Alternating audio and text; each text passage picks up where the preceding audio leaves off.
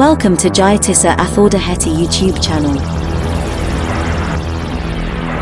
Hello and I welcome you all to my YouTube channel. අයිබෝවන් මම ඔබ සැම මගේ YouTube channel එකට සාදරයෙන් පිළිගන්නවා. හොඳයි.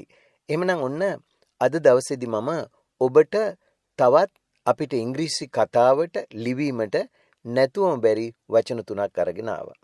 අද අපි මේ පාඩම් මාලාවේ දෙවෙනි කොටසට ආවේ. Choose the correct word for the gap. දැන් මෙතන වාක්‍ය තුනක් දීලා තියෙනවා. මේ තුනට වචන තුනක් දීලා තියෙනවා is, was සහ has කියන වචන තුන. හරිම සරල වචන තුනක්. ඉතින් මේ වගේ පුංචි දේවල් වල ඉඳලා අපි මෙතෙක් ඉගෙනගත්ත පාඩම් ඔබට මතකද කියලා බලන්නයි මේ රිවිෂන් එකක් විදියට මේ පාඩම් මාලාව මම කරගෙන යන්නේ. එහෙනම් බලමු මම ඔබට තප්පර කීපයක් දෙනවා. බලන්න උත්සාහ කරලා මේ ප්‍රශ්න තුනට මේ වාක්‍ය තුනට අදාළ හිස්තැන මේ වචන තුනෙන් නිවැරදි එක දාලා හිස්තැන් පුරවන්න පුළුවන්ද කියලා. ඔබට මේ හිස්තැන් පුරවන්න අපහසු නම් වීඩියෝ එක දිගටම බලලා ගොඩක් දේවල් මේ සම්බන්ධව ඉගෙන ගන්න. එහෙනම් අපි පටන් ගමු උත්තර ලියන්න.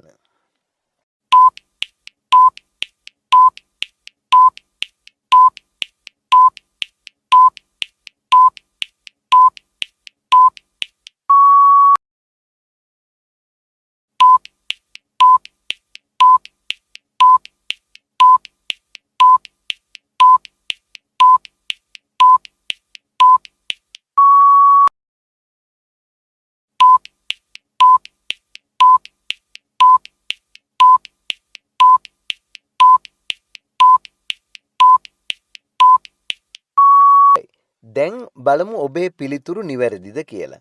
ඒ පිළිතුර නිවැරදිද? නිවැරදි නම් කෙසේද ඒක එහෙම නිවැරදි වෙන්නේ? ඇයි එවැනි පිළිතුරක් එන්නේ කියන එක ගැන අපි ඉගෙන ගනිමු. හොඳයි. බලන්න පළවෙනි එක. පළවෙනි වාක්‍ය. My sister's first baby was born yesterday. එතකොට පළවෙනි වාක්‍යයේ හිස්තැනට එන්නේ was කියන වචනය. දැන් මම නිවැරදි වාක්‍ය ඔබට ඉදිරිපත් කරලා තියෙනවා. My sister's first baby was born yesterday. ඒතර ඔන්න නිකම්ම වාක්‍යයක් කියනවා නෙමේ. දැන් ඉගෙන ගන්න මේක හැදුන හැටි. My sister's first baby. මගේ සහෝදරියගේ පළමුවෙනි දරුවා. My sister's first baby. ඊළඟට අපි ගන්නේ born කියන මේ ක්‍රියාපදයේ past participle එක bear, born. එතකොට හැමතිස්සෙම මතක තියාගන්න කෙනෙක් උපදිනවා කියද්දී අනිවාර්යයෙන්ම කර්මකාරකයෙන් තමයි ඒක ලියන්නේ. කියන්නේ be verb එකකුත් සමග ක්‍රියාවේ past participle ස්වරූපය. එතකොට ඊයේ කිව්වහම අතීතේ. මගේ සහෝදරියගේ පළවෙනි දරුවා ඊයේ උපත ලැබුවා. උපත ලැබුවා කියද්දී අනිවාර්යයෙන්ම ඉපදුනාට පස්සේන එක කියන්නේ. එතකොට අපි කියන්නේ be verb එකේ past tense එකත් ඒ වගේම අදාළ ක්‍රියාව bear කියන එකේ born කියන තුන්වෙනි ස්වරූපයක් දාලා. ඒතකොට මේ බලන්නකෝ මේ යටින් දීලා තියෙන note එක we can use අපිට පුළුවන් භාවිත කරන්න was born උපත ලැබුවා කියන එක because we know exactly මන්ද අපි හරියටම දන්නවා. අපි know දන්නවා exactly හරියටම when the baby came. මේ බබා ආවේ මේ ලෝකෙට කවදද කියලා අපි දන්නවා. yesterday නේ. ඊයේ කියලා පැහැදිලිවම තියෙනවා point of time එක. ඒක නිසා අපි අර simple past කියන විදිහට be verb එකේ past tense ස්වරූපය වන was එකත් ක්‍රියාවේ past participle born එකත් ගන්නවා. එහෙනම් අදින් පස්සේ ඔන්න ඔබට කියන්න අවශ්‍ය වුණොත් මගේ සහෝදරියගේ පළවෙනි දරුවා උපත ලැබුවා ඊයේ කියලා. My sister's first baby was born yesterday. ඉතින් මේ අනුව ඔබට පුළුවන් ඕනම කෙනෙක් උපත ලැබුවා කියලා කියන්නේ was born එක්කෙනෙක් නම්. දැන් අපි කියනවා මම උපත ලැබුවා. I was born. ඒක කවදාවත් active voice වලින් කියන්න බෑ. කර්ම කාරකයමයි පාවිච්චි කරන්නේ. දැන් ඔබෙන් අහුවොත් කවුරු හරි when were you born? ඔයා ඉපදුනේ කවදද? I was born කියලා ඉතින් ඉපදිච්ච මාසෙ කියනවා. I was born in February. මම පෙබරවාරි මාසෙදී උපත ලැබුවා. එහෙම නැත්නම් අවුරුද්ද කියනවා. ඒ වගේ born කියලා කියද්දි was එක්කලා යොදන්නේ. දැන් අපි යමු දෙවැනි එකට. ඒකෙත් ඔබේ උත්තරේ හරිද බලන්න. Mom, I'm just calling to tell you the baby has just been born. ඒතර එතන එන්නේ has කියන එකයි හිස් තැනට. එහෙනම් බලන්න. Mom, අම්මා, I'm just calling to tell you. මම මේ ඔයාට කෝල් කරන්න කියන්න the baby has just been born. බබා මේ දැන් උපත ලැබුවා. මේ දැන් දරුවා ඉපදුනා. ඒ කියන්නේ ඉපදිලා ඉවරයි දැන් ඉවර වෙලා දැන් ඉපදිලා ඉන්නවා කියන්න තමයි has been born කියලා කියන්නේ. එතනත් පැසිව් ස්වරූපය. එතකොට we can use අපිට පුළුවන් භාවිත කරන්න has been born.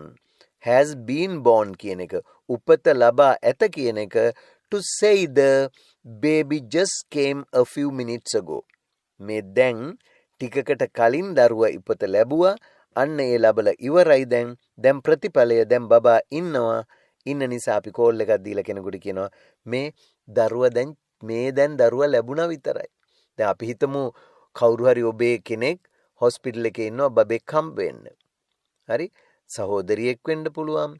එහෙම නැත්නම් කවුරු හරි කෙනෙක් යාළුවෙක් වෙන්න පුළුවන් වැඩිහිටියයගෙන. එතකොට දැන් අපි බලාගෙන ඉන්නවා දරුවා හම්බුණාද කියලා. තාත්තත් එළියට වෙලා බලන් ඉන්නවා.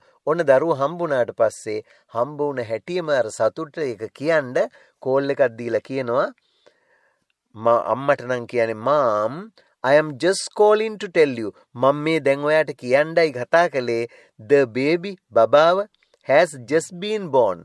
බබා ලැබුණා විතරයි. මේ දැන් දරුවා හම්බ වුණා කියලා කියන්න ඔන්න ඒ අවස්ථාවත් මතක තියාගන්න. has තමයි හිස් තැනට ගන්නෙ. දැන් අපි යමු තුන්වෙනි අවස්ථාවට. මේ බලන්න.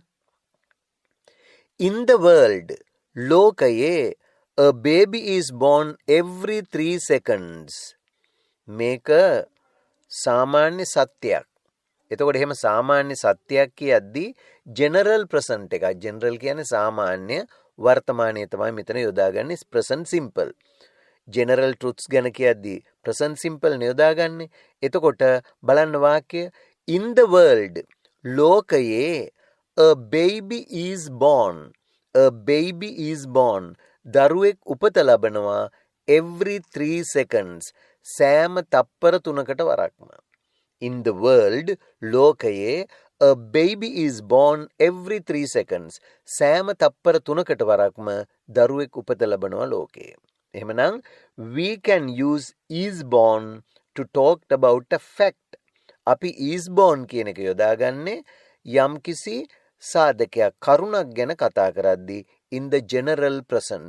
ඒ කියන්නේ සාමාන්‍ය වර්තමානයේ යමක් සිද්ධ වෙන ඒවා ගැන කියද්දී is born කියන එක අපි යොදා ගන්නවා කෙනෙක් උපත ලබනවා කියලා කියන්නේ. in the world ලෝකයේ a baby is born every 3 seconds. සෑම තප්පර 3කට වරක්ම දරුවෙක් උපත ලබනවා ලෝකයේ. ඒක සාමාන්‍ය දෙයක්. ඒක නිසා එහෙම යොදා ගන්නවා. හරි. එහෙමනම් ඔන්න අද දවසේදීත් මම ඔබට වචන 3ක් ඒ වගේම ඊටාම වැදගත් වාක්‍ය 3ක් කියලා දුන්නා. මේවත් මතකයේ තියාගෙන ඊළඟ දවසේදී අපි තවත් වචන 3ක් ඉගෙන ගමු. මේවා ඔබ විවිධ YouTube නාලිකාවලදී ඉගෙනගෙන ඇති. මම උගන්වපු ඇත් ඉගෙනගෙන ඇති. අද අපි කරන්නේ ප්‍රායෝගිකව ඔබට මෙය භාවිත කරන්න පුළුවන්ද කියන එකයි. එහෙමනම් අදට ඔබෙන් සමුගන්නවා. අදත් සමුගන්න මොහොතේ මම ඔබෙන් ආදරෙන් ඉල්ලනවා ඔබ තාමත් මගේ channel එක subscribe කළේ නැත්නම් අදම මේ දැම්මම subscribe කරන්න. ඒ වගේම මේ පාඩම් පිළිබඳව ඔබේ අදහස්, උදහස්, යෝජනා, ඒ වගේම චෝදනා වුණත් තිබෙනවා නම් පහළ comments වල දාන්න. එහෙමනම් අදට සමුගන්නවා. Goodbye and good luck.